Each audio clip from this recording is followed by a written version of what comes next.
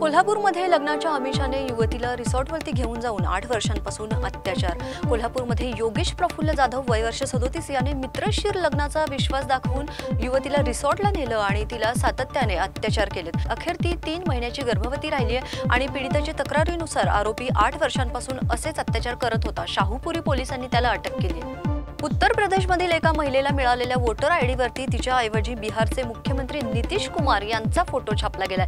ही चूक लक्षात आल्यानंतर पतीने निवडणूक अधिकाऱ्यांकडे तक्रार केली असून प्रकरणाची चौकशी सुरू आहे। उत्तर प्रदेश लखनौमध्ये एका रिअल इस्टेट व्यावसायिकाने फेसबुक लाईव्हवरती आपली आर्थिक आणि वैयक्तिक व्यथा मांडल्यानंतर अवघ्या 15 मिनिटात आत्महत्या केली आहे। कर्जबाजारीपणा आणि व्यावसायिक अडचणींमुळे टोकाचं पाऊल उचलल्याचं प्राथमिक माहितीनुसार स्पष्ट झालंय। पोलीस तपास सुरू आहे। शिवसेनेचे नेते आमदार संजय गायकवाड यांनी कॅन्टीन कर्मचाऱ्याला केलेली मारहाण ही फक्त किरकोळ असून फक्त एनसी प्रकरण असल्याचं सांगितलं जात आहे आणि यावरती विरोधकांनी तीव्र प्रतिक्रिया दिली असून मुख्यमंत्री फडणवीस यांनीही घटनेचा निषेध केलाय।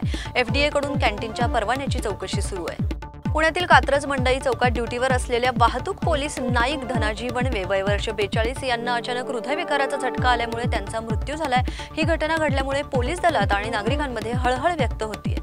शिवसेनेचे आमदार संजय गायकवाड यांनी वादग्रस्त विधान करत म्हटलंय की दक्षिण भारतीय लोक डान्स बार आणि लेडी बार चालवून महाराष्ट्राची संस्कृती नष्ट करतायत आणि यापूर्वी त्यांनी आमदार निवासच्या कॅन्टीनमध्ये शिळ्या जेवणावरून व्यवस्थापकावरून हल्ला देखील केला होता। त्यांच्या या विधानावरती विरोधकांनी तीव्र प्रतिक्रिया दिली असून जातीय तेढ वाढवणारा आरोप केलाय। मुंबईत अधिवेशन सुरू असतानाच उपमुख्यमंत्री एकनाथ शिंदे अचानक दिल्लीत पोहोचलेत आणि त्यांनी भाजपच्या वरिष्ठ नेत्यांची भेट घेतली आहे। मात्र या दौऱ्यामागचं कारण अजून स्पष्ट झालेलं नाहीये, त्यामुळे राजकीय वर्तुळात चर्चांना उधाण आलंय।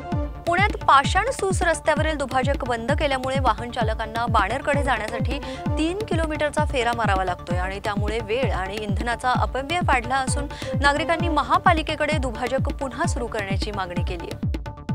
वडोदराजवळील मही नदीवरील गंभीरा पूल कोसळून 6 वाहने नदीत पडलेत आणि यात 13 जणांचा मृत्यू झालाय।